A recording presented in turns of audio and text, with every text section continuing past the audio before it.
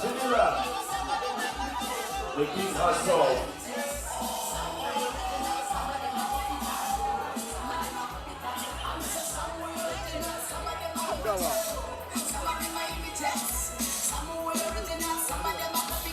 Subeda Miantalo, thank you for coming through as well.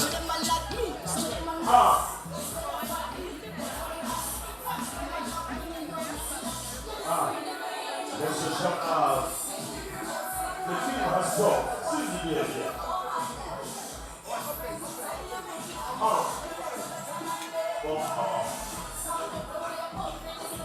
Thank you, Mr. DJ.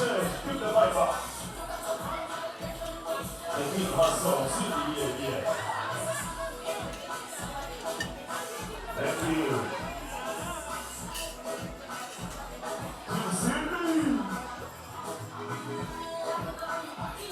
Let's go.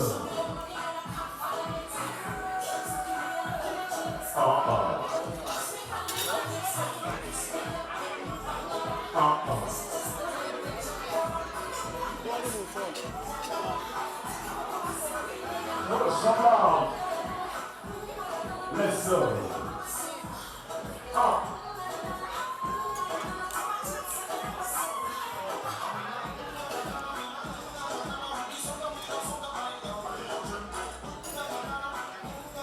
Immediately after Cindy has gotten something to eat, the rest of you, I'm going to invite you to join the line. Bora. Cindy Amazon for the Jokuya. I was going to be a bite Bora. Bora in Europe.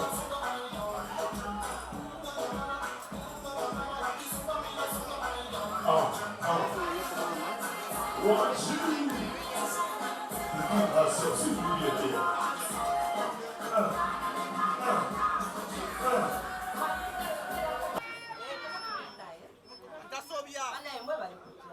Thank you for coming. Thank you for being here for Cindy.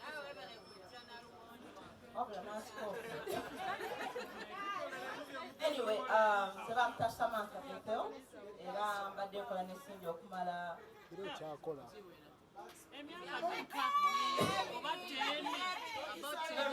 very long. Tubaddewo wetuli era tukyaliwo. Mwebale kwagala Cindy eno yo official actual after party y'omuwanguzi owaddala sikyo twaze kunyumirwa kutegeera who is who ekitegeera twaze kunyumirwa so Cindy, thank you so much for trusting me, for trusting sliders and dancer banjiwe about people dancers. So for trusting not to kirizaamu okkirize sebo tukozesa twagala abayizi abasinga tebakkiriza abaatya but mwena mwakiraba nga buli omu agamba Cindy ako mukajjeewa Cindy kibi. So that's what makes her unique. Nti ye tatya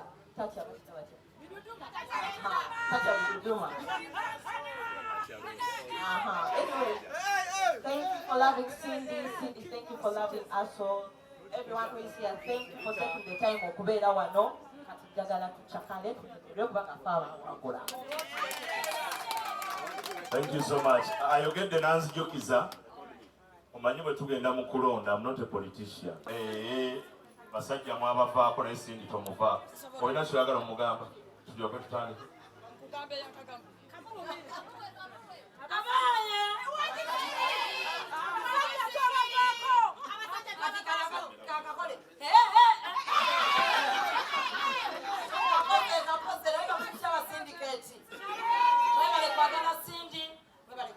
Maama, omanyi talent sinyangu tebagulangule. Talent ozaalo nayo gikuuma ate Mukama n'akuweeramu omukisa abantu ne bakwagala nga bakwagala bya ddala. Bannange leero badde nina kwe ŋŋambaawo nti nze ne Cindy tetwerabangako omwagala bya llo. Manyi bangambye nti nalya maama nalya naye sina we nalya mwagala ku llo twagala talenti ente mwerabira bannaye nakusomesa nga 18 Serena Hotel Kampala nakupata ezaliyo mwebale kwagala Cindy tukyaliwo nnyo n'embaala era yeffe. Yes, basebo ne bannyabo Amanya Frank Ntambi Wayne Barkeza, the youngest East African professor, the juggernaut, the renegade, the encyclopedia, the man, the myth, later I'll become a legend. Ninakagero kenagera nga ndiku NBS nga tebannangobayo. Nengeresa nengamba omukyalo omu singa kali mutanda naye yeteeka mu kkubo lya King herself ajja kufaananako abasamurayi abali mu 47 Ronin. Omu oyafuna ekiso naye yeekolako seppuku era statement eyo lwagimala ne bamufuumuula ku LBS naye nga Cindy herself azitowanga enjovu 5. Oli omukyala olira kakabaleyo Cindy azitowanga enjovu 5. Oli omukyala awewukanga Judith Hardy. Yes, that's the punchline. She's a model. Omukyala Judith Hardy, nkwagala nnyo bambi. I respect you so much. That was just a punchline. But Cindy, thank you so much. Tukubeereddewo, tukyakubeererawo paka wetuligwa maama oligwa. Thank you so much. Okay, Kale, thank you so much. Good evening, or is it good night? Yes. My name is Yusuf Noah Mahmoud. I believe I'm the only man with 3 prophetic names. Yes. People call me Refiga. Others call me Grandpa because I've been running a record label, Grandpa Records. I'm sure you've heard of Tempo. Yeah, we did Tempo. I've worked with Cindy for 2 years. And I can confidently say this.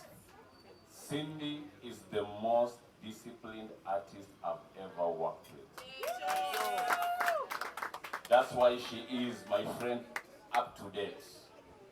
She is the most decent, disciplined, passionate. She's one person I know who can spend her last coin on her art. So Cindy, I want you to know you have my support. I'm no longer active in the music industry, but whenever you need my support, Grandpa is here. Thank you so much.